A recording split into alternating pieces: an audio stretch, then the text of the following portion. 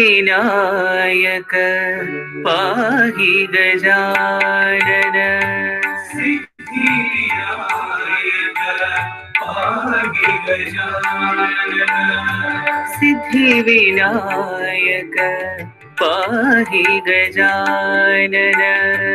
सिद्धिविनायक पाहि गजानन। गौरी नंदन हे जगवंदन। गौरी नंदन हे जगवंदन। गौरी नंदन हे जगवंदन। गौरी नंदन हे जगवंदन। सिद्धिविनायक पाहि गजानन। सिद्धिविनायक पाहि गजानन। पाशांकुशधर विघ्न विनाशा। पाशांकुशधर विघ्न विनाशा। पाशांकुशधर विघ्न विनाशा। पाशांकुशधर विघ्न विनाशा। बुद्धि प्रदायक पाप विनाशा। बुद्धि प्रदायक पाप विनाशा। बुद्धि प्रदायक पाप विनाशा। बुद्धि प्रदायक पाप विनाशा। सिद्धिविनायक पाहि गजानन। सिद्धिविनायक पाहि गजानन। गौरी नंदन हे जगवंदन। गौरी नंदन हे जगवंदन। सिद्धिविनायक पाहि गजानन। सिद्धिविनायक पाहि गजानन। पाशांकुशधर विघ्न विनाशा। पाशांकुशधर विघ्न विनाशा। बुद्धि प्रदायक पाप विनाशा। बुद्धि प्रदायक पाप विनाशा। बुद्धि प्रदायक पाप विनाशा। बुद्धि प्रदायक पाप विनाशा। सिद्धिविनायक पाहि गजानन।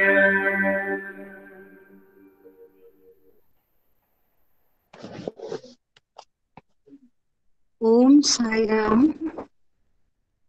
भगवान बाबा के पावन चरणों में कोटि कोटि प्रणाम एवं आप सबके हृदयवासी श्री भगवान के चरणों में हमारा नित्य निरंतर नमन। भगवान बाबा की दैवी उपस्थिति में आप सब उपस्थित साई ब्रदर सिस्टर्स को हमारा सादर सप्रेम साई राम नमस्कार एवं अभिनंदन। और साई सरस्वती माँ से अंतर्मन से प्रार्थना कि वह हर शब्द और उसके अर्थ को, जिसको उसने स्वयं अपने श्री कर कमलों से लिखा है, हमारे हृदय में प्रतिपादित करे, स्पष्ट करे। ओम साई राम। अब हम बढ़ते हैं अपने विषय की ओर। कल जिस सूत्र की व्याख्या हमने की, अभी वो पूरा तो नहीं हुआ, और थोड़ा ही रहता है, लेकिन उसको थोड़ा सा मैं ब्रीफ करते हुए फिर मैं आगे बढ़ती हूँ। ये सूत्र था स्वाप्ययात, और इसका स्वाप्ययात का अर्थ है, स्व का अर्थ है स्वयं में अर्थात ब्रह्म में, और अपययात का अर्थ है लय होता है। किसका लय होता है? ब्रह्म में जीव का लय होता है। एक तो ये विषय, शांति दी, एक जाओ ये जल्दी लेके आओ। एक तो ये विषय था, जीव का ब्रह्म में लय होना। बहुत सुंदर स्पष्ट किया था कल इस विषय को डॉक्टर अमर सिंह जी ने, डॉक्टर ज्ञानेश्वर खुराना जी ने। पर फिर भी मुझे इस विषय से संबद्ध, मुझे अपने कॉलेज टाइम के 2 मंत्र याद आते हैं।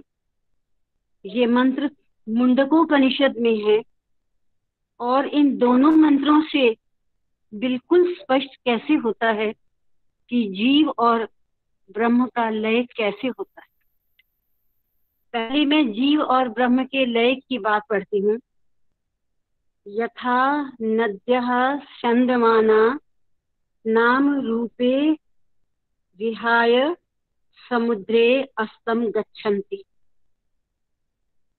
इसका अर्थ है, जैसे नदियां, और नदियां भी कैसी बहती हुई, स्यंदमाना, जैसे बहती हुई नदियां, नाम रूपे विहाय, अपने नाम और रूप को छोड़कर, समुद्रे अस्तम गच्छन्ति, समुद्र में मिल जाती है। नाम और रूप को छोड़कर समुद्र में मिल जाती हैं। तथा वैसे ही विद्वान का अर्थ है, विद्वान का अर्थ है साधक। साधक नाम रूपाद विमुक्तः, नाम और रूप से अलग हुआ, नाम और रूप से रहित हुआ, नाम और रूप को सर्वथा त्यागे हुए, परात परम पुरुषम उपैति दिव्यम, उस दिव्य परात परम, जो सुंदर से सुंदर है, जो सर्वोत्कृष्ट है, ऐसे परम पुरुष परमात्मा को उपैति प्राप्त कर लेता है। मैं समझती हूँ इन शब्दों से बिल्कुल स्पष्ट हो जाता है कि कैसे, कितना सुंदर मिलन होता है जीव और ब्रह्म का। जीव का लय ब्रह्म में कैसे होता है, जब वो नाम और रूप से अलग होता है। अगर नाम अहम बना रहता है, तब कभी भी वो अपने ओरिजिन, अपने मूल, जहां से वो अलग हुआ, उसमें मिल नहीं सकता। और उदाहरण देकर इस बात को स्पष्ट किया नदियों का। सारे भारतवर्ष की नदियां समुद्र में मिलती हैं, लेकिन जब वो मिल जाती हैं तो समुद्र रूप ही हो जाती हैं। उनका अपना देहाभिमान नहीं रहता कि मैं भारतवर्ष की सबसे बड़ी नदी गंगा हूँ, यमुना हूँ, इत्यादि इत्यादि, और मैं समुद्र में मिल गई हूँ। तब उसका अपना कोई एग्जिस्टेंस नहीं होता, बस वो समुद्र रूप ही हो जाती है। यही है जीवात्मा और परमात्मा का मिलन, यही है जीवात्मा का ब्रह्म में लय होना। और अब ये जो स्थिति है, ये कैसे, कोई रास्ता भी तो होगा ना कि जिस तरीके से उस ब्रह्म से मिला जाए, कैसे।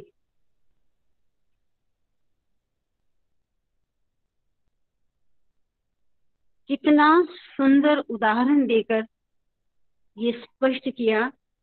ना चक्षुषा गृह्यते नापि वाचा नान्यैर्देवैः तपसा कर्मणा वा ज्ञान प्रसादेन विशुद्ध सत्वस् ततस्तु तम पश्यते निष्कलम ध्यायमानः।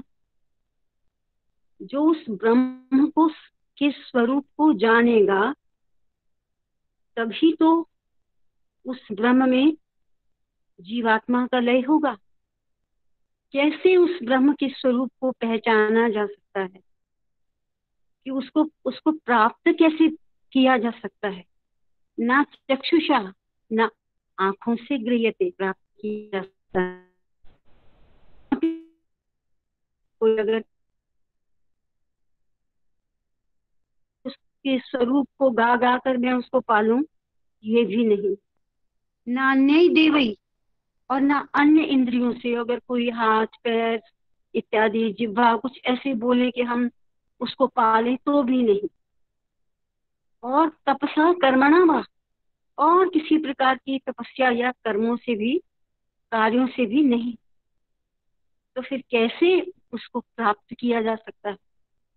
ज्ञान प्रसादेन, ज्ञान की प्रसाद से, ज्ञान की कृपा से, विशुद्ध सत्व, जिसका सत्व शब्द का मतलब है अंतःकरण, जिसका अंतःकरण बिल्कुल शुद्ध हो जाता है, या साथ में शुद्ध के साथ भी उपसर्ग लगा, विशुद्ध, बिल्कुल शुद्ध हो जाता है, जिसमें कोई संस्कार का लेश भी नहीं होता, जिसका अंतःकरण मन बुद्धि चित्त अहंकार बिल्कुल शुद्ध हो जाता है। तो वह व्यक्ति तम पश्यते, उसको देख लेता है, उसको जान लेता है, उसके स्वरूप को समझ लेता है। और कैसे, फिर भी इतनी आसानी से नहीं। उस कैसे को निष्कलम, वो जो ब्रह्म रूप इत्यादि से रहित है, रूप गुण इत्यादि से रहित है, निष्कलम, उस रूप गुण अवयवों इत्यादि से रहित उस ब्रह्म को जान लेता है। लेकिन कैसे, ध्यायमानः, निरंतर उसका ध्यान करता हुआ तब वो उसको प्राप्त कर लेता है। ये है रास्ता उस परब्रह्म परमात्मा को पाने का, उसके स्वरूप को जानने का। और जान लिया तभी जीवात्मा और परम आत्मा का लय कितना सुंदर, कि जैसे बहती हुई नदियां समुद्र में मिल जाती हैं, उसी प्रकार से फिर वही बात हुई, नाम रूपा विमुक्ता, वो नाम और रूप से अलग हुआ। इस अहंकार इत्यादि, ये वो सांसारिक वाला अहंकार नहीं, ये मन बुद्धि चित्त अहंकार वाला, तो सबसे अलग हुआ, रहित हुआ, उस परम पिता परमात्मा को पा सकता है। मुझे ये संदर्भ याद आया, मैंने आपसे शेयर किया, ये बहुत सुंदर है। और ये बड़ा सुंदर उदाहरण है कि जीवात्मा का परमात्मा में लय कैसे होता है। उसके बाद था, जिसको डॉक्टर अमर सिंह ने बड़े अच्छे तरीके से हमारे लिए स्पष्ट किया, हमारी साधना, उन सबको 5 प्राण 5 अग्नियां हमारे शरीर को कैसे सजीव रखती हैं इत्यादि इत्यादि, ये हमने पढ़ा और समझा। और बल्कि डॉक्टर साहब से हमने प्रार्थना भी की कि किसी दिन इस विषय को विशेष रूप से और इलेबोरेट करके हमें समझाएं, ताकि हमारा आध्यात्मिक मार्ग प्रशस्त हो। इसके बाद थोड़ी सी समझने की जरूरत है जीवी। हम जीव, और जीव में जो निवास करता है वो जीवी। अब जीवी जिसको हम आत्मा भी कह सकते हैं, जीवात्मा भी कहते हैं। अब उस जीवी का स्वरूप कैसे बताया इसी चैप्टर में, इसी पैराग्राफ में। उसके लिए कहा,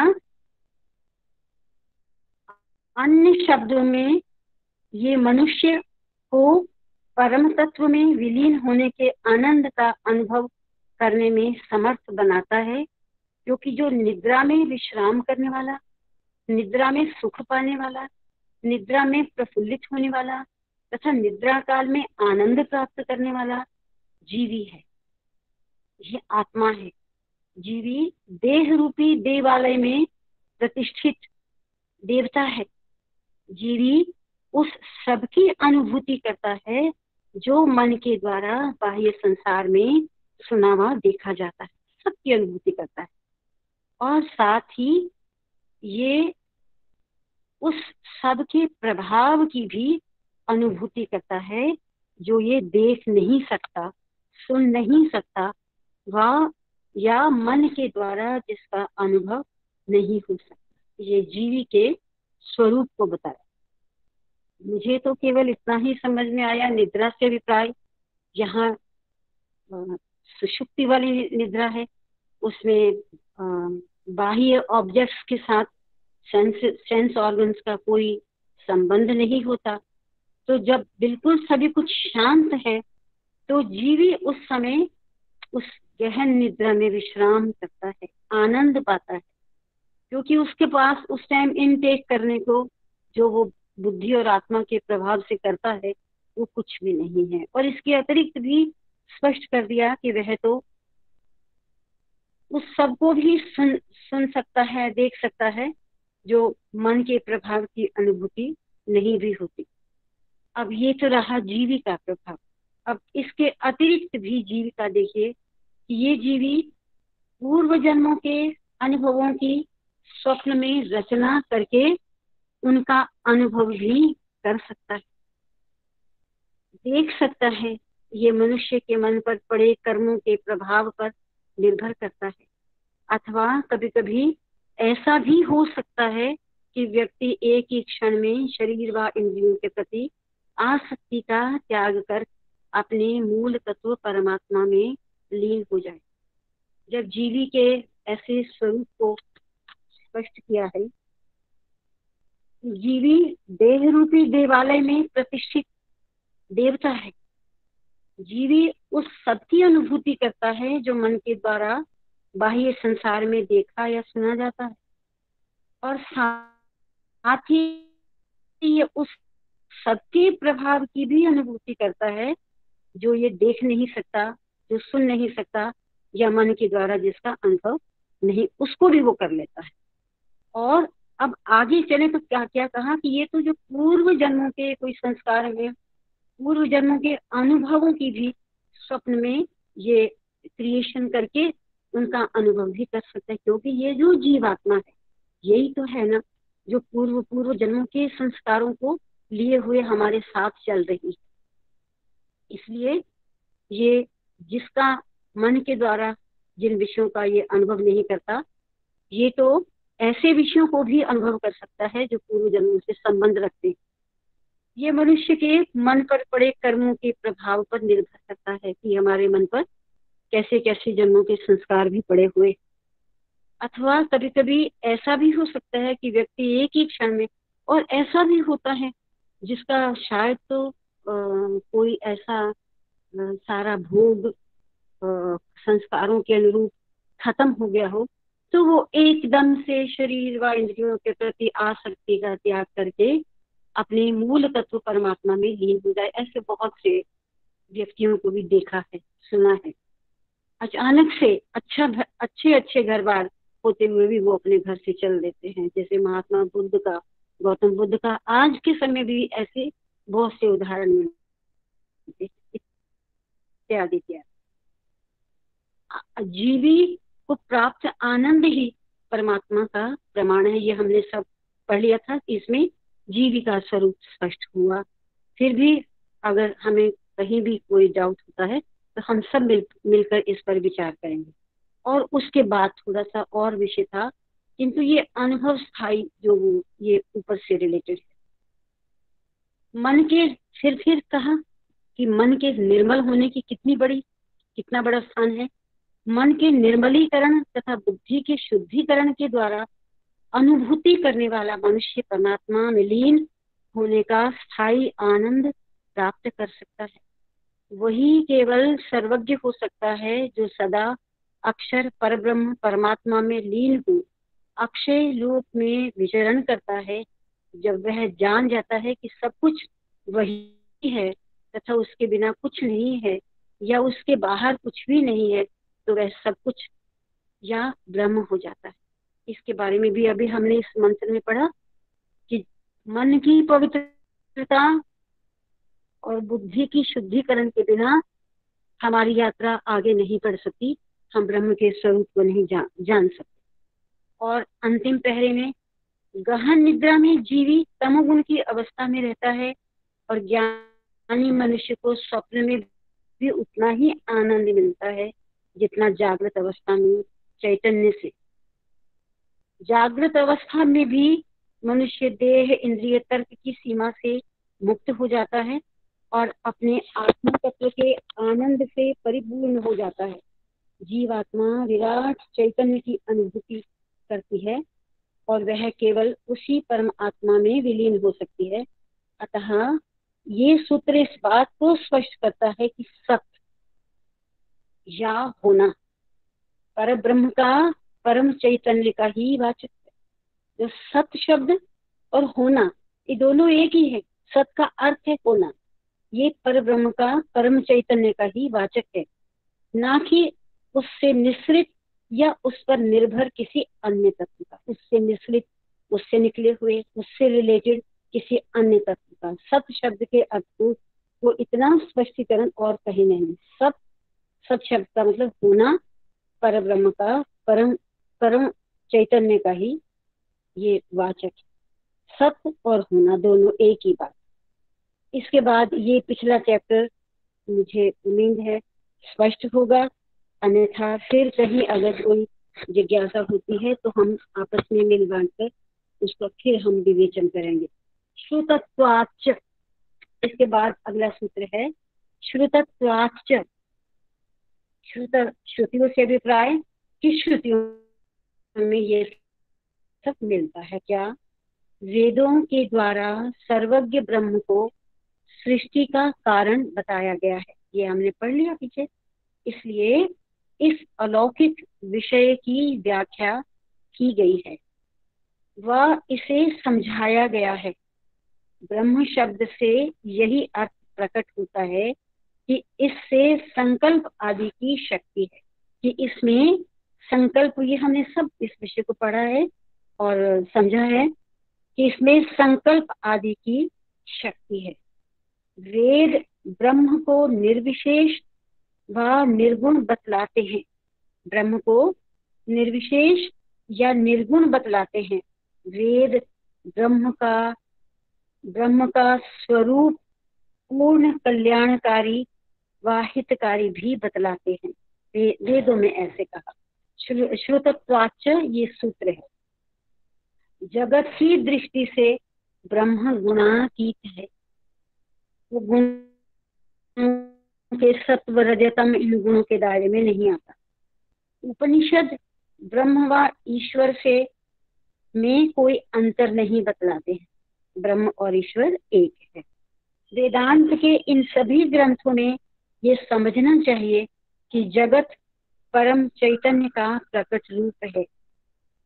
इसके विपरीत जब जगत को जड़ व चैतन्य शून्य माना जाता है तो फिर ये पूछा जा सकता है कि जगत इतना सम्मोहक और आकर्षक क्यों है। अगर किसी का मत हो जो इसको जड़ इत्यादि मानता है, बहुत से दार्शनिक सिद्धांत हैं, लेकिन फिर ये पूछा जा सकता है, क्वेश्चन है कि फिर जगत इतना सम्मोहक और आकर्षक क्यों है। वह ये निर्जीव और जड़ नहीं हो सकता। ये जो जगत है ये निर्जीव और जड़ नहीं हो सकता, क्योंकि यदि ये ऐसा होता तो सदा एक सा बना रहता। जड़ वस्तु में तो कभी कोई चेंज नहीं आता। नहीं, ये विचार दृष्टि ठीक नहीं है। ईश्वर जगत का निमित्त कारण भी है और उपादान कारण भी है। निमित्त कारण तो इस सृष्टि को बनाने वाला, जैसे घड़े को बनाने वाला कुम्हार, ये निमित्त कारण है, और उपादान जो बन के सामने आया उसमें भी उसी का रूप है। इसलिए ये ईश्वर निमित्त कारण भी है और उपादान कारण भी है। वह स्वयं ये सब बन गया है, वही अंतस्थ और बाह्य सत्य है। अंतस्थ और बाह्य सत्य है ऐसा प्रकाश जो प्रकाशित करता है, आकर्षित करता है और प्रकट करता है। पिष्टादि गुण संपर्कात, पिष्टादि का मतलब जो पिसा हुआ गेहूं इत्यादि का आटा, गेहूं का या किसी का भी आटा, चने इत्यादि का आटा, पिष्टादि गुण गुण संपर्कात ऐसा कहा गया है। पिष्ट का मतलब है पिसा हुआ आटा, कोई भी आटा, चावल, गेहूं, दाल का आटा, गुड़ के संपर्क से आटा मीठा हो जाता है। खाली आटा जीभ को नहीं भाता, शक्कर उसे स्वादिष्ट बना देती है। इसी तरह जगत में जहाँ भी सौंदर्य और आकर्षण या भव्यता प्रकट है, वह परम आत्म तत्व का ही प्रमाण है। श्रुति इसे अच्छी प्रकार स्पष्ट करती है। जैसा कि श्रुति कहती है, परम आत्मा ही जगत का सृजन, लालन पालन तथा पोषण करता है और अंत में जगत को परम आत्मा में लीन होने के लिए प्रेरित करता है। परमात्मा ही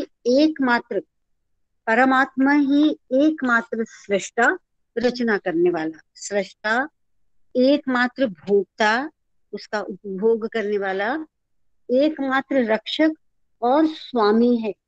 ये श्रुति का कथन है। श्रुति के अनुसार ब्रह्म आनंद स्वरूप है। आत्मा के निवास के संदर्भ में मुनियों में अन्नमय, प्राणमय, मनोमय, विज्ञानमय कोश की चर्चा है। मुनियों में ये उनकी अनुभूतियां भी हैं। इनके बाद सब में भीतरी, सबसे भीतरी, जो सबसे अंदर, वो आनंदमय कोश है। ये सब ब्रह्म में है और इसलिए ये निष्कर्ष उचित है कि ब्रह्म स्वयं आनंद है। प्रत्येक कोश उत्तरोत्तर अधिक सूक्ष्म है। सबसे सूक्ष्म आनंदमय कोश है। प्राणमय अन्नमय से सूक्ष्म है, मनोमय प्राणमय से सूक्ष्म है, विज्ञानमय मनोमय से और आनंदमय विज्ञानमय से सूक्ष्म है। इसलिए इन सबको ब्रह्म की देह या उपाधि माना जा सकता है।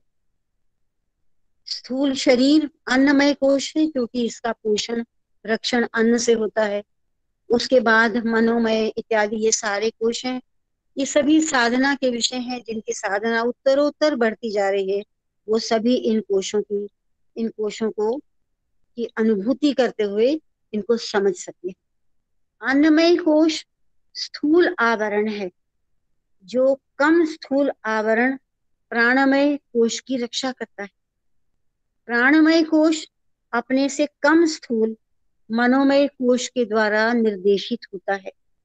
मनोमय कोश प्राण को नियंत्रित करता है और प्राण शारीरिक व ऐन्द्रिक उपकरणों का नियमन व संचालन करते हैं। इसलिए मनोमय कोश श्वास या प्राण से अधिक सूक्ष्म है। इसमें सूक्ष्म विज्ञानमय कोश है। ये सदा नित्य और अनित्य के मध्य अंतर करता रहता है। ये आनंद की अनुभूति के अत्यंत निकट है। वस्तुतः ये उस अनुभव को करने में सहायता करता है जो कि स्वयं ब्रह्म है। ओम साई राम। अभी हमने जितना पाठ किया है, मैं आज हमारे गुरुजन विद्यमान हैं, विराजमान हैं। मैं ज्ञानेश्वर भाई साहब से प्रार्थना करती हूँ कि इस विषय को हमारे लिए और स्पष्ट कीजिए। साई राम। ओम साई राम।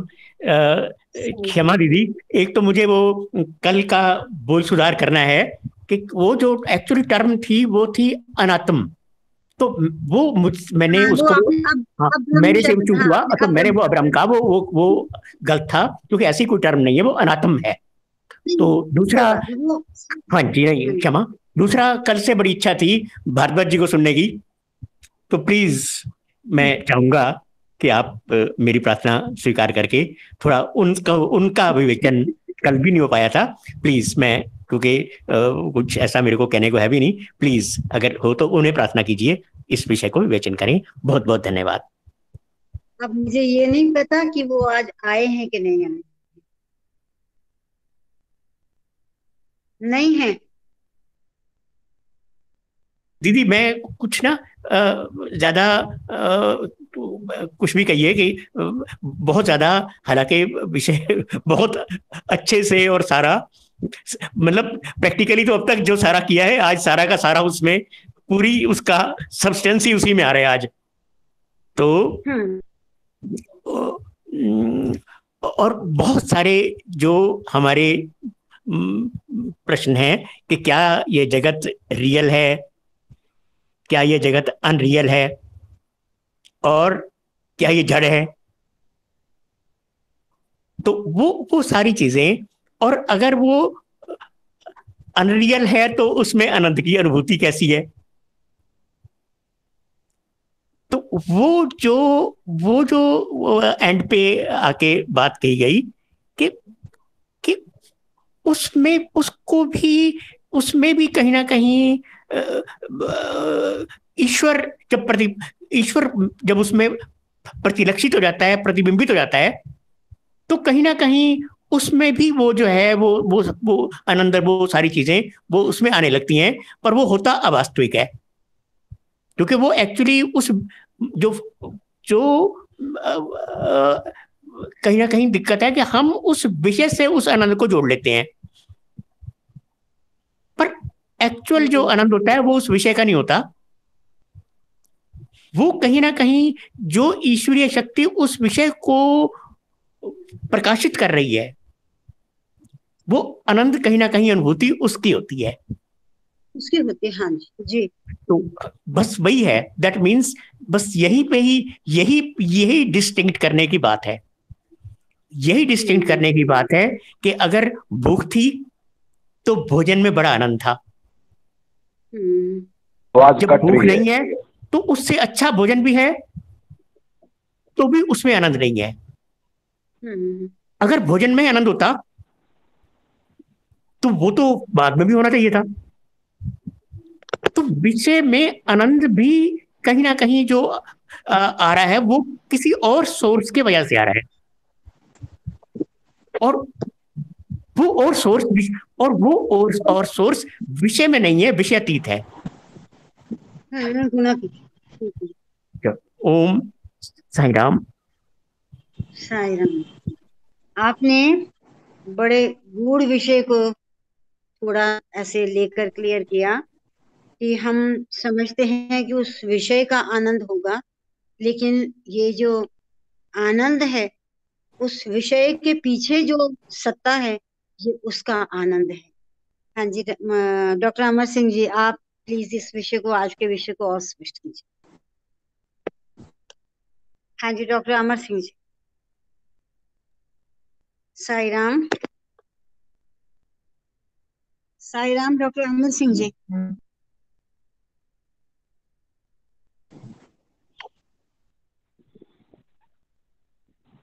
डॉक्टर अमर सिंह जी, आप इस विषय को स्पष्ट कीजिए और थोड़ा, आज के विषय को।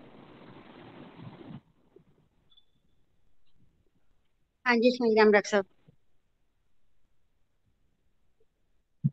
साई राम।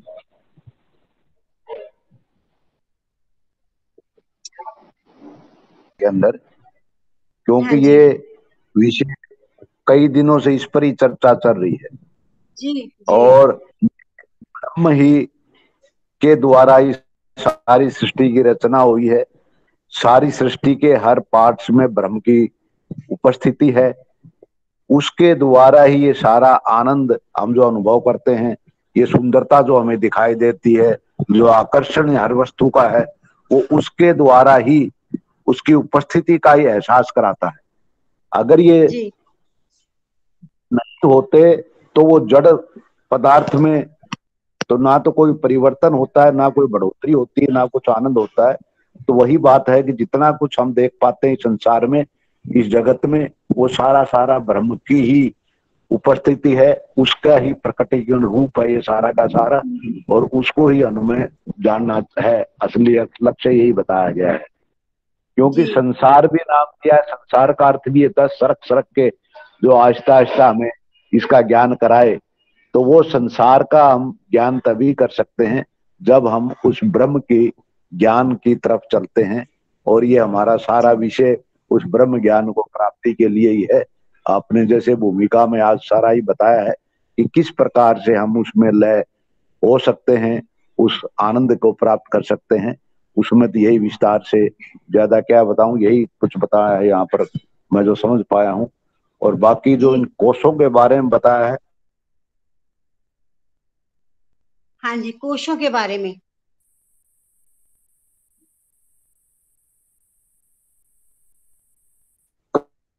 कल मैं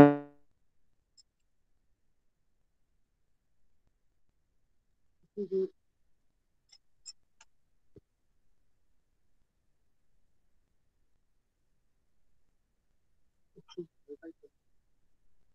इनके बारे में आपको बहुत विस्तार से और बड़ी अच्छी प्रकार से बता पाऊं। हाँ जी राम जी, हाँ जी। आपका आज आपका कट रहा है राम, थोड़ा, या मेरी आवाज भी आ रही है कि नहीं आ रही? आपकी आवाज,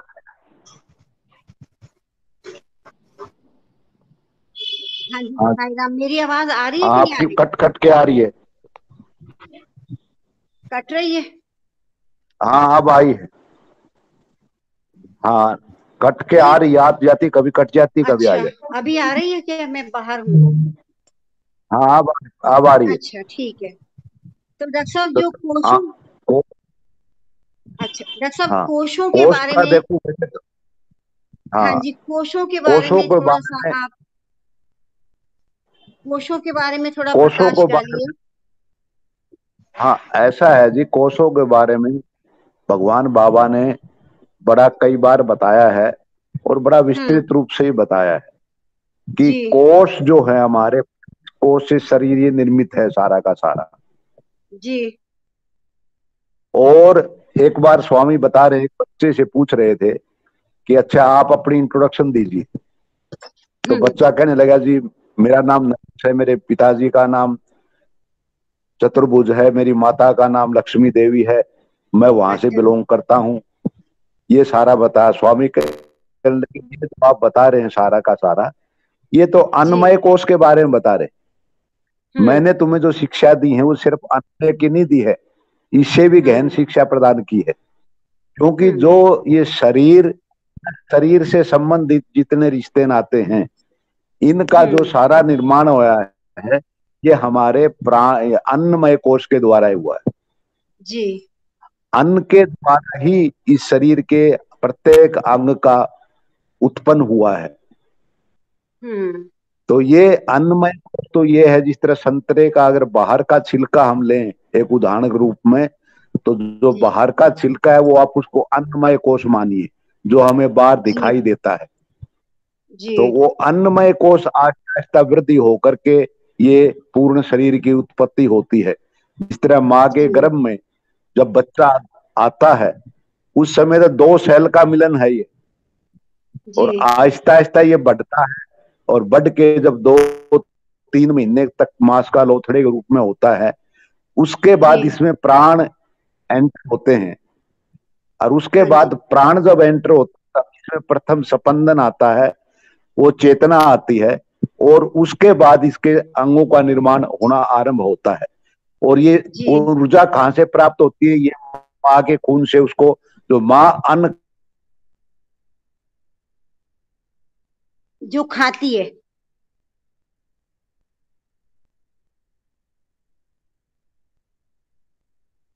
हाँ जी डॉक्टर साहब, जो अन्न माँ ग्रहण करती है, उसी से उसको ऊर्जा मिलती है। भोजन खाती है, उससे जो ऊर्जा, जो ब्लड के रूप में उसे प्राप्त ऊर्जा मिलती है, अन्न से मिलती है, और प्राणमय कोष से वो शक्ति, चेतना जागृत होती है, जो भिन्न भिन्न अंगों का निर्माण होता चला जाता है। हम्म। तो ये प्राणमय ना अन्नमय कोष से इस प्रकार से शरीर का पूर्ण निर्माण हो पाता है। हम्म। तो जो हम अपेरेंटली देखते हैं बाह्य शरीर जो प्राणी का, वो अन्नमय कोश। हाँ जी।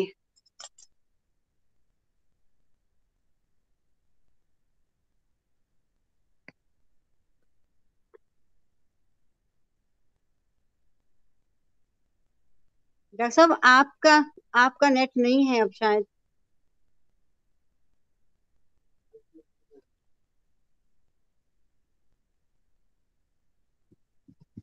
साधना में आगे। हाँ जी, हाँ हाँ जी डॉक्टर साहब। उसका ही हमें दिखाई देता है जी और इसके अंदर को छिलके के अंदर व्हाइट फाइबर दिखाई देते हैं जी जो सारे संतरे को कवर किए होता है अंदर से बाहर से। वो प्राणमय कोष मान के चले उसको समझने के लिए। जी। वो प्राणमय कोष है जो सारे संतरे के अंदर फैला हुआ है, उसको ऊर्जा देता है, उसको पूरी शक्ति देता है, उसको सारा का सारा चेतना उसको प्रदान करता है। ये प्राणमय कोष उससे सूक्ष्म है। देखिए दो तरह से यात्रा करें, अगर हम बाहर से अंदर जाएं तो अन्नमय कोष रक्षा करता है प्राणमय कोष की जी। और फिर अंदर जाए प्राणमय कोष अन्नमय कोष के द्वारा ना मनोमय कोष के द्वारा चलता है और मनोमय कोष विज्ञानमय कोष के द्वारा चलता है और विज्ञानमय कोष आनंदमय कोष के द्वारा चलता है। आनंदमय सबसे सूक्ष्म और उसके ऊपर जो विज्ञानमय कोष उसमें विवेक है, वो उससे थोड़ा सा बड़ा है, उससे मतलब कह सकते सूक्ष्मता में उससे बड़ा हो जाता है। और विज्ञानमय कोष से मनोमय कोष और मनोमय कोष से बाहर आए फिर वो प्राणमय कोष और फिर बाहर आए अन्नमय कोष। तो इस प्रकार जैसे जैसे अंदर की तरफ जाते हैं उतना ही सूक्ष्म होता चला जाता है, उतना ही ज्यादा अर्थवान होता चला जाता है, उतना ही ज्यादा सक्षमता प्राप्त करता हुआ चला जाता है। तो इस तरह अन्नमय कोष के बाद प्राणमय कोष आता है, प्राणमय कोष के अंदर फिर मनोमय कोष आता है। मनोमय कोष से ही हमारा जो सारा यात्रा है मन के द्वारा जो हम बाह्य संसार को जो अपनी ज्ञानेंद्रियों से देखते हैं और उसकी अनुभूति करते हैं और उन विषयों को प्राप्त करने के लिए जो विचार उत्पन्न होते हैं उन विचारों का जो संगठन है एक कहें बंडल, वो हमारा मन है। उन विचारों को पूर्णता करने के लिए मन जो है वो कार्य रूप करता है और वो ज्ञानेंद्रिय उसके द्वारा जो प्राप्त होते हैं विषय उनको प्राप्त करने के लिए कर्मेंद्रियों को संचालित करता है और वो सारे विषयों के अंदर इसको क्रमबद्ध कर देता है। ये मन के दो रूप हैं, एक बाह्य रूप है, एक आंतरिक रूप है। जब मनोमय कोष बाह्य रूप में कार्य करता है तो ये इस संसार के विषयों के बंधन में मनुष्य को डाल देता है। वो इसी 84 योनि में पड़ा रहता है जब तक वो मन के अधीन कार्य करता है। और यही मन जब अंतर यात्रा की तरफ आ जाता है, अंतर्मुखी हो जाता है, तो यही मन हमें उस आध्यात्मिक मार्ग के ऊपर चला लेता है जिस पर चलकर हम अपनी साधना उपासना के द्वारा उस ध्यान और ध्यान की प्रक्रिया से समाधि अवस्था तक पहुंचते। साईराम, इसको बंद करो, बंद करो आवाज को बंद करो। साईराम जी।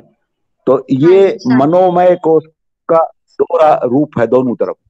और एक मन का थोड़ा सा उदाहरण मैं और भी देना चाहूंगा कि जिस प्रकार से हम जागृत अवस्था में रहते हैं तो जागृत अवस्था के अंदर हमारे साथ मन भी होता है, बुद्धि भी होती है, चित्त भी होता है, अंतःकरण अहंकार भी होता है और आत्मा तो होती है। लेकिन जिस समय हम स्वप्न अवस्था में जाते हैं उस समय हमारी बुद्धि चेतना जो अहंकार है इसको हृदय शोषित कर लेता है, इसको अंदर अपने अंदर विलय कर देता है और सिर्फ मन और आत्मा रह जाती। तो आत्मा तो है ही शरीर में, शरीर जो हमारा निश्चेष्ट हो गया है स्वप्न के अंदर, सिर्फ मन का अधिकार है सारा का सारा।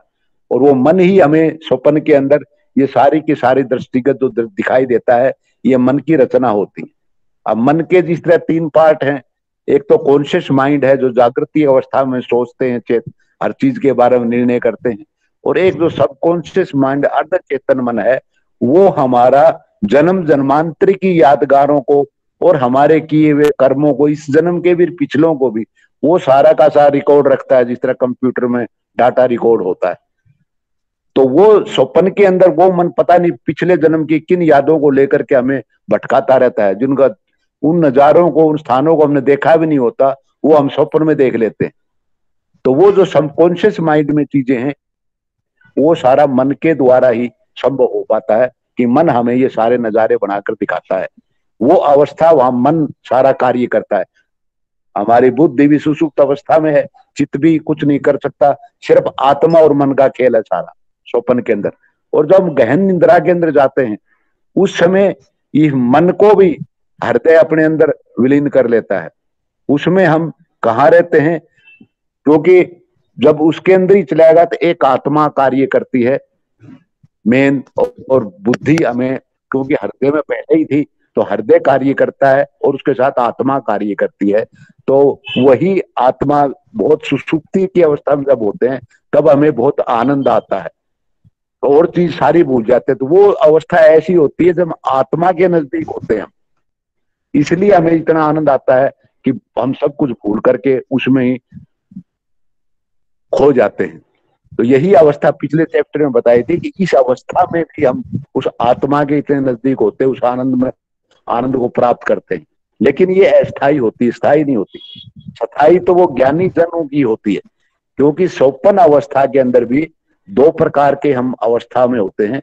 एक तो अगर हम संसारिक विचारों को याद करते हुए सोते हैं तो संसार के चक्कर में हम स्वप्न में रहते हैं, और अगर हम भगवान को ध्यान करते हुए उनका याद करते हुए भगवान नाम स्मरण करके सोते हैं तो हमारी एक ज्ञानी की निंद्रा होती है, एक सज्जन की निंद्रा होती है, और उस निंद्रा के अंदर हमें भगवान की अनुभूति रूप की स्वप्न आते हैं। उदाहरण भी दिया है एक भगवान बाबा ने कि जिस तरह जिस समय हनुमान जी माँ सीता के पास उनकी तलाश में अशोक वाटिका गए थे तो वे ऊपर पेड़ पर बैठे हुए थे, और त्रिजटा बताती है माता सीता को कि मुझे रात को स्वप्न आया है कि लंका में एक वानर आएगा और वो सारी लंका को जलाकर भस्म कर देगा, वो किसी भी राक्षस से नहीं पकड़ा मारा जाएगा। तो हनुमान ऊपर बैठे बैठे सोचते हैं कि यहाँ राक्षसों के अंदर भी इतने अच्छे स्वप्न आ जाते हैं, सज्जन के, ज्ञानी पुरुष के सज्जन कैसे आ सकते हैं। मैं तो समझता था कि यहाँ सिर्फ राक्षस ही बचते हैं, तो उनके अंदर भी ऐसे स्वप्न आते हैं। इसका मतलब अगर सज्जन लोग के रूप में हम निंद्रा लेते हैं, स्वप्न लेते हैं, तो हम भगवान के प्रति उनकी यादाश्त बनी रहती है। ये उदाहरण दे के भगवान ने बताया है। दूसरा उदाहरण भगवान ने ये बताया है, अगर जिस समय भगवान हनुमान जी श्रीलंका में सीता की तलाश में थे, और जैसे ही प्रातः काल का समय होता है तो एक घर से उसे राम की आवाज आती है, तब भी भगवान हनुमान ये सोचते हैं कि यहाँ राक्षसों के बीच में राम कहाँ से आ गए, क्योंकि शुभ मुहूर्त था, प्रातः काल का समय था और विभूषण जी उठे थे, तो उस समय उनकी जो चेतना थी वो भगवान राम की तरफ थी। तो इसलिए हमारा मन जो है, ये जो स्वप्न अवस्था में भी हम सोने से पहले जिस क्रिया से गुजर कर जाते हैं उसका प्रभाव भी हमारे इस मन के ऊपर पड़ता है। तो ये मनोमय कोश का मैं थोड़ा सा बताना चाहता था। और इसके बाद अंदर जाते हैं, दैट वो विज्ञानमय कोश।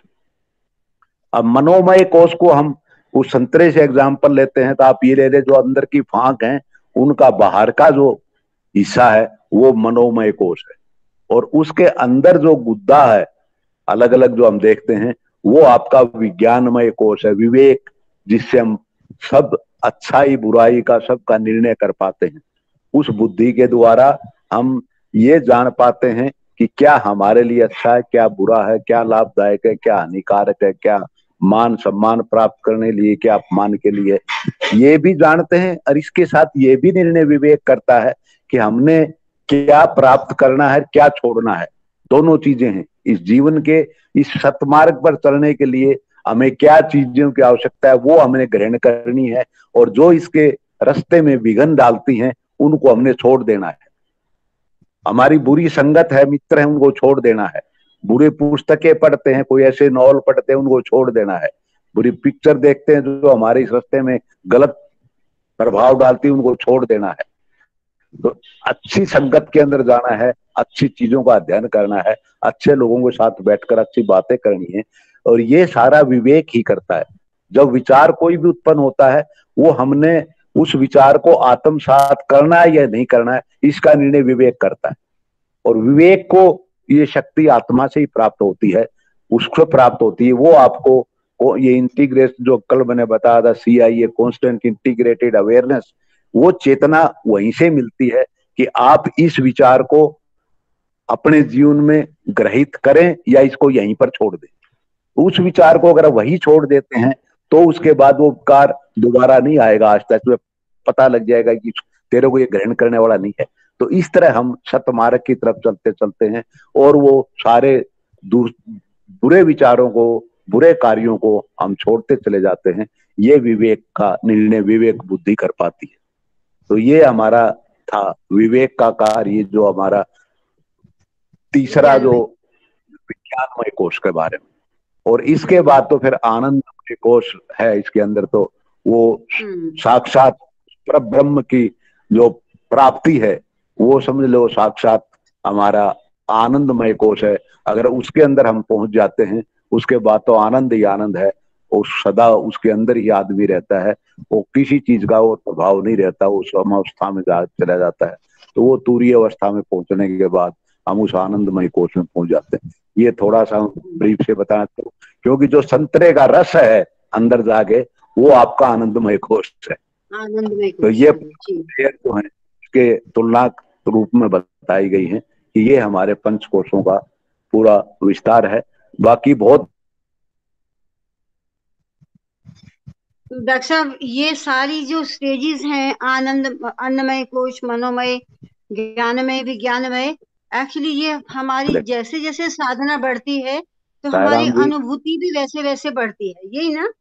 हमारी अनुभूति भी उसी के अनुसार होती है।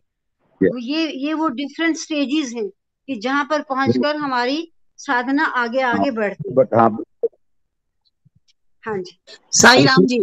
हाँ जी, अभी डॉक्टर साहब बोल रहे हैं। 1-2 मिनट दोगे?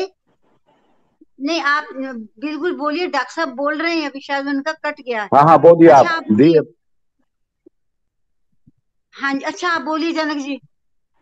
अच्छा, हाँ जी बोलिए। साईं राम जी। हाँ जी, हाँ जी, साईं राम। भगवान बाबा के चरणों में कोटिशे प्रणाम, और आप सब के हृदय स्थित भगवान को मेरी प्रेम भरी साईं राम। ये डॉक्टर अमर सिंह जी ने ही हमें इंस्पायर किया है, नहीं तो इन कोशों को हम पढ़ते थे और इसको ऐसे ही कुछ ऊपर की चीज समझ के छोड़ देते थे। तो अब इन दिनों में 5-7 दिनों में बहुत इंटरेस्ट जगाया है इन्होंने, कल भी काफी कहा, और इसके बारे में स्वामी ने तो इस कोशों के बारे में बहुत जगह बताया है। तो थोड़ा interest, thanks to doctor Amar Singh कि उन्होंने ऐसा हमें प्रोवोक किया कि हम लोग इसके बारे में जाने। क्योंकि अब जब मैंने इसको गहराई से पढ़ा भगवान के वचनों को, तो वो भगवान कहते हैं कि जब तक हम ब्रह्म में लीन होने की बात करते हैं तो वो तब तक नहीं हो सकता जब तक इन पंच कोशों की जानकारी ना हो। हमें अपने शरीर की जानकारी नहीं है और हम सोचते हैं कि हम तो एक बूंद भी नहीं जानते कि हमें कैसे भगवान के पास जाना है। तो भगवान तो इतना विस्तृत रूप से बताते हैं कि शुद्ध आत्मा जो है वो 5 कोशों से ढकी रहती है। जैसा कि डॉक्टर साहब बता रहे हैं, भौतिक शरीर को इसलिए ये जो इन कोशों से ढकी है, इसलिए उनके लक्षण उसको एडॉप्ट कर लेती है, ये ग्रहण कर लेती है। भौतिक शरीर जैसा कि सबको पता चल गया अब तो, अन्नमय कोश है, इसको अन्न की परत कहते हैं। आत्मा जो स्थूल शरीर है, जो जागृत अवस्था में है, और उसको विश्व कहा जाता है, क्योंकि ये जो आत्मा जो स्थूल शरीर है ये ज्ञान इंद्रियों और कर्म इंद्रियों से ढका रहता है। इसलिए ये शरीर विभिन्न बाहर की एक्टिविटीज से, बाहर के कार्यकलापों से जुड़ा रहता है, इसलिए इसे व्यवहारिका भी कहते हैं। वेदों ने इसके कई नाम दिए हैं। जो ये स्थूल शरीर जिसका बना है, क्योंकि ये बाह्य जगत से एक्टिविटी से जुड़ा रहता है। फिर इसके प्राणमय कोश होती है, प्राण की परत बोलते हैं, भगवान की ही वाणी है ये। मनोमय कोश, फिर जो अब डिटेल में तो बता दिया डॉक्टर साहब ने, लेकिन हम इसको थोड़ा शॉर्ट में भी कर लेते हैं, दोबारा रिवाइज कर लेते हैं कि मन की परत है ये। और विज्ञानमय कोश जो है वो ज्ञान की परत है। ये मिल करके क्या करते हैं, सूक्ष्म शरीर बनाते हैं, और ये मामूली आंख से तो दिखाई नहीं देते। चित्त अपने सूक्ष्म रूप से सर्वत्र व्याप्त है, इसीलिए कहा गया है मनोमूलम इदम जगत। मन ही सारे विश्व का आधार है। आनंदमय कोश परमानंद की परत है, माने कारण शरीर, ये जो भौतिक शरीर है, हर किसी को परमानंद का अनुभव करने के लिए इन 5 कोशों से पार करना ही पड़ेगा। इस अवस्था को ही हम सुषुप्ति के बाद जो आती है तुरीय अवस्था कहते हैं। ये सुषुप्ति गाढ़ निद्रा की अवस्था से परे होती है। इसको महाकारण अर्थात स्वरूप मान सकते हैं। और इस अवस्था में जो परमानंद मिलता है वही सच्चा आनंद है। और ये जो परमानंद है, जैसे डॉक्टर चंद्रलेखा ने कहा कि ना तो ये इंद्रियों के द्वारा, ना ये चित्त के द्वारा, ना ये बुद्धि के द्वारा ज्ञान प्राप्त करके इसको प्राप्त नहीं कर सकते। तो हम करें कैसे? सबसे पहले मनुष्य को भगवान कहते हैं कि अन्नमय कोश से प्राणमय कोश की तरफ यात्रा करनी चाहिए। प्राणमय कोश को कंपन का प्रतीक मान सकते हैं, क्योंकि ये शरीर के चाल चलन का जिम्मेदार होता है। मन क्या है? मन तो सर्वव्यापक है, ये तो चाहे कितनी भी दूरी हो झटपट तय कर लेता है। मनुष्य की मृत्यु है पर मन की तो नहीं। जैसा डॉक्टर साहब ने बताया कि मन तो कई जन्मों तक हमारे बंडल ऑफ थॉट्स जो है ये कई जन्मों का संस्कार लेकर के चलता है। और ये मन जो है मनुष्य का पीछा हर जन्म में करता है। ज्ञानमय कोश क्या है? अब ये भौतिक संसार से जुड़ा हुआ नहीं है। ये भौतिक जगत प्रक्रिया और प्रतिध्वनि से जुड़ा हुआ है। कैसे? हम मान लो एक हाथ से मेज को थप्पड़ मारते हैं, मुक्का मारते हैं, तो वो मेज भी बदले में उतनी ही चोट देता है। तो एक्शन रिएक्शन, क्रिया होती है, फिर प्रतिक्रिया भी होती है। तो ये संसारिक है और केवल ऐहिक ज्ञान है। ये इसे ज्ञान नहीं कहा जा सकता। सही ज्ञान तो शाश्वत परमानंद की तरफ ले जाता है। इसका अनुभव इन्हीं 5 कोशों को पार करने पर ही भगवान कहते हैं अनुभव किया जा सकता है। जब हम तुरीय अवस्था में होते हैं तो वो जो अनियत अवस्था से परे है उसे ही सर्वोच्च अनियत अवस्था कहते हैं। और इस अवस्था तक पहुंचने के लिए, इसीलिए मैंने थोड़ा धृष्टता करी कि मैं बीच में बोली कि ये आप सब लोगों के लिए तो है ही है, मेरे लिए सबसे ज्यादा है कि इसको थोड़ा सा अगर और परिष्कार, इसमें तो पूरी वर्कशॉप होनी चाहिए, क्योंकि इट्स ए वेरी इंपॉर्टेंट कि हमने अपनी यात्रा, जीवन यात्रा करनी कैसे है। तो भगवान तो ये कहते हैं कि ये जो शरीर के मूल आधार चित्त और प्राण तत्व हैं, दिव्यता ही हर वस्तु की नींव है। ये तो हम रोज सुन रहे हैं, पढ़ रहे हैं। समुद्र का पानी क्या करता है? सूर्य की किरणों से भाष्प में परिवर्तित हो जाता है, वही बादल में हो जाता है। तो इस तरह से वही का वही दोबारा से जैसे नदियां समुद्र में चली जाती हैं, ऐसे ही जीव जो है ब्रह्म को ब्रह्म को मिलन हो जाता है। इन 5 कोशों के माध्यम से कड़ी साधना हमें करनी पड़ती है। साई राम जी, धन्यवाद जी। हाँ जी डॉक्टर साहब, आप कुछ कहना चाहेंगे? हाँ जी साईराम जी। साईराम जी, ऐसा है, भगवान बाबा ने बड़ा स्पष्ट कहा है कि जो हमारे पहले 3 कोश हैं, अन्नमय कोश, प्राणमय कोश और मनोमय कोश, ये संसार की जितनी 84 लाख योनि है सबके अंदर है। लेकिन सिर्फ 2 कोश, विज्ञानमय कोश और आनंदमय कोश, ये भगवान ने सिर्फ मनुष्य को दिए हैं, बाकी जीवों को नहीं दिए। तो ये इसलिए दिए गए हैं कि मानव जो है विवेक बुद्धि से विचार कर करके उस परम आत्मा का ज्ञान, आत्म जो हमारा आनंदमय कोश है, वहां तक पहुंच के इस सांसारिक जीवन यात्रा से वो पीछा छुड़ा सकता है, जा सकता है। इसलिए भगवान ने ये 2 कोश सिर्फ मनुष्य में दिए हैं। बाकी प्राणी सब भोग योनि में हैं, वो जन्म भी लेते हैं, थोड़ा बहुत आनंद भी लेते हैं, मन के अधीन होकर के अपना जीवन व्यतीत कर लेते हैं। लेकिन उनके अंदर इतनी क्षमता, सक्षमता भगवान ने नहीं दी है। ये सिर्फ इन 2 कोशों की वजह से ही है मनुष्य के अंदर। अगर हम इन पर भी विचार नहीं कर पाते तो आप ये समझिए कि हम उन्हीं सब प्राणियों की तरह हैं, जीवन जी जाते हैं और मर जाते हैं। ये बहुत गहन विषय है, इसका सोचना बहुत जरूरी। ये विवेक के अंदर आएगा ना सर? विवेक हाँ, के अंदर विवेक, हाँ, विवेक और आनंदमय। हाँ, ये 2 विज्ञानमय कोश और आनंदमय कोश है, ये सिर्फ मनुष्य के अंदर, बाकी 3 कोश सब प्राणी के अंदर है। तो ये बहुत गहन चीज है, इस पर चिंतन करने वाली बहुत जरूरी बात है कि हमें जरूरी बात है भगवान ने क्यों मनुष्य को श्रेष्ठ बनाया है, सबसे श्रेष्ठ योनि, इस ऊपर तो कोई योनि है नहीं, हाँ जी मनुष्य से ऊपर कोई योनि नहीं है, भगवान ही इसके बाद तो इस श्रेष्ठ योनि में आकर के भी हम इसका आनंद नहीं उठा सकते, अगर हम उस परमात्मा से नहीं मिल सकते तो फिर ये तो failure असंभव सी बात। हाँ जी, फिर तो फेल्योर है, हमारा जीवन फेल्योर है। हाँ जी, ये साईं राम। देखने हाँ बहुत जी, चिंता का विषय है कि हम क्या कर रहे हैं, क्या साई राम जी, भगवान साई राम, टाइम हो चला। हाँ जी, हाँ जी, साई राम, समय हो गया, साईं राम जी, समय हो गया, बहुत विस्तार पूर्वक हाँ हमने। चलो, साईं राम हाँ जी दीदी। रत्न, एक मिनट। हाँ जी साई राम।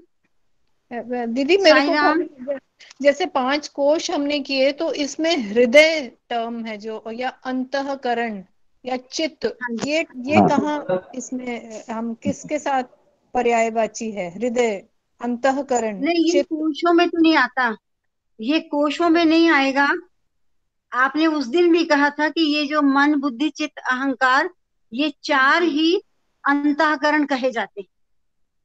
मन बुद्धि चित्त अहंकार। चित्त हाँ जी, अहंकार। तो अभी ना 7:01 हो गया, कल मैं कर सोचती लेंगे। हूँ हम हाँ जी, समाप्त करें, और इस पर हाँ भी डॉक्टर साहब कल विस्तार से बात करेंगे। हाँ जी दीदी। ठीक है। साईं हाँ राम। जी साई राम, साई राम।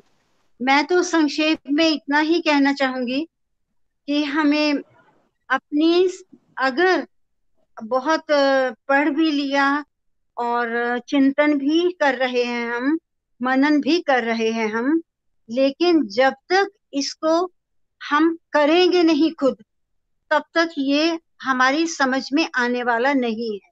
और ये हमारी साधना का ऑब्जेक्ट, हमारी साधना का सब्जेक्ट तभी बन सकता है, जो जो पहली, सबसे पहली कंडीशन है साधना के लिए आगे बढ़ने की, वो भगवान ने इसी चैप्टर में बताया, मन का पवित्रीकरण और बुद्धि का शुद्धिकरण। ये दोनों होने चाहिए, और अंतर्मुखी हों और अपनी साधना में आगे बढ़ें, धीरे धीरे धीरे धीरे इन सब का अपने आप अनुभव करें। वास्तव में तभी ये जो हमने आज सुना, पढ़ भी रहे हैं कोशों के बारे में, धीरे धीरे हमें भी इनका ज्ञान, इनकी अनुभूति होनी शुरू हो जाएगी।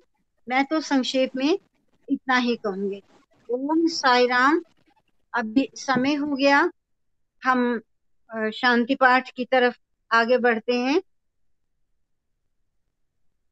समस्त लोकाः सुखिनो भवन्तु, समस्त लोकाः सुखिनो भवन्तु, समस्त लोकाः सुखिनो भवन्तु। ओम शांति शांति शांति। जय बोलो भगवान श्री सत्य साई बाबा जी की जय।